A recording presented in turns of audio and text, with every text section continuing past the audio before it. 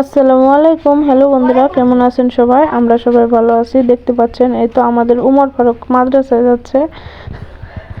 এই দুপুরবেলায় খাবার দাবারের পর গোসলের শেষে যায়, তো তাদের সাথে একটু যাওয়ার দরকার। তার কারণ হলো রাস্তাঘাটে কুকুর থাকে, শিয়াল থাকে। আমাদের এদিক দিয়ে প্রচুর পরিমাণে শিয়াল আছে। তো শিয়াল দেখে পোলাপান হয়তো বা ভয় পায়। তারপর আমরা একটা জিনিস দেখতে পাচ্ছি, দেখছেন তো। তারপরে চলে এলাম মুরগির খামারে। এই তো মুরগিগুলো ছেড়ে দিয়েছি দুপুরবেলায়। এই তো এখানে লেয়ার লেয়ার খাওয়ানটা দিয়ে দিয়েছি।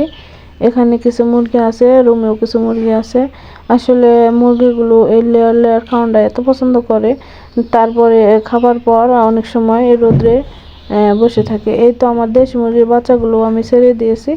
মাঝে মাঝে এগুলোকে ছেড়ে দিলে, দৌড়াদৌড়ি করলে শরীর স্বাস্থ্য ভালো থাকে। আপনারা দেশি বা টাইগার বা লেয়ার যে কোনো মুরগি পালন করেন না কেন, প্রথমে দরকার হচ্ছে পরিচর্যা। আর আপনার পরিচর্যা না করলে মুরগিগুলো সুস্থ কিভাবে থাকবে?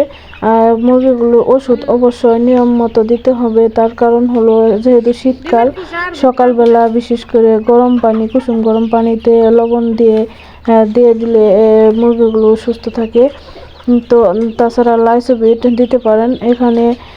আমি এখানে চীনা হাঁস, তারপরে দেশি মুরগি, টাইগার মুরগি সব কিছুই নিয়ে থাকি। মাঝে মাঝে আমার মুরগির বাচ্চাগুলো ছেড়ে দিই, তাতে আপনাদের সাথে শেয়ার করলাম। এখানে রানীক্ষেত ভ্যাকসিন শীতের আগে দেওয়াটা খুব জরুরি, গাম্বুরো ভ্যাকসিন। আর তাছাড়া 45 দিন পর পর কৃমি ডোজটা দেওয়া অতি জরুরি। এখানে শীতকালে আমি ব্যবহার করি মুরগির জন্য AD3E। এই ওষুধটা আমি সব সময় নিয়মিত সপ্তাহে এই ডোজ কমপ্লিট করি। মানে মাসে একবার দেওয়ার চেষ্টা করি 7 দিন। তো আমার মুরগিগুলো আলহামদুলিল্লাহ অনেক সুস্থ আছে, কোনো সমস্যা নেই। আর তাছাড়া এইখান থেকে আমাদের পরিবারের চাহিদা অনেকটা কমেছে।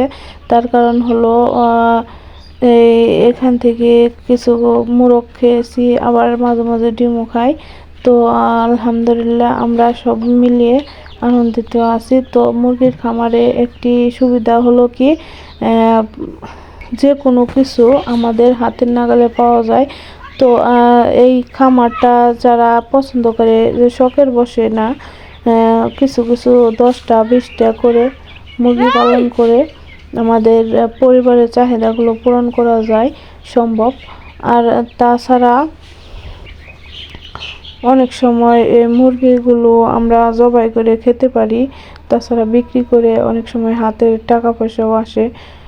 এখানে শখ করে পালন করলেও দেখা যায় যে অনেক সময় কাটে। আসলে টিভি নিয়ে বসে থাকলে সময় কাটে না, ওটা অত জরুরি না। পাড়ায় পাড়ায় না যাওয়ার থেকে আমার মনে করি যে ঘরের মধ্যে যে কোনো ছোটো কাজ করে, কোনো কাজে ছোটো না, মাথায় রাখতে হবে যে কোনো কাজে নিজের মনের মতো করলে ছোট ছোট কাজে থেকে অনেক সময় বড় উন্নতি হয়। তো আপনারা সবাই পাশে থাকবেন। আমার ভিডিওটি একটু উপকার আসলে অবশ্যই লাইক করবেন, আর মতামত দেওয়ার জন্য কমেন্ট করবেন। তো সবাই সুস্থ থাকুন, ভালো থাকুন। আল্লাহ হাফেজ।